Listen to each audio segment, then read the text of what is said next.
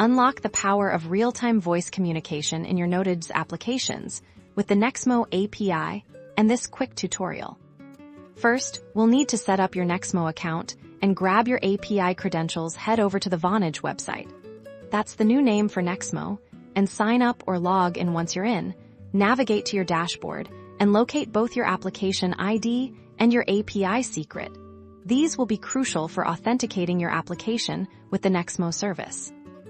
Next, let's get our Nodejs project ready. Open your terminal, navigate to your project directory, and install the necessary Nexmo Nodejs SDK.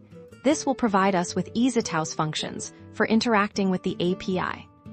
Now, in your Nodejs file, we'll initialize the Nexmo client using those API credentials we obtained earlier. This sets up the connection, allowing your application to communicate with Nexmo's powerful voice services. To actually make a voice call, we'll use a specific function provided by the SDK. You'll need to specify the from number, your Vonage number, the to number, the recipient of the call, and a URL pointing to an NCCO, Nexmo call control object. This NCCO tells Nexmo what to do once the call is connected, like playing an announcement or bridging the call.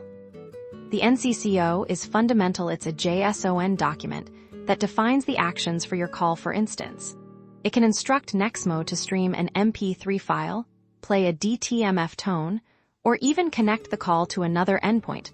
We'll demonstrate how to create a simple NCCO that plays an introductory message.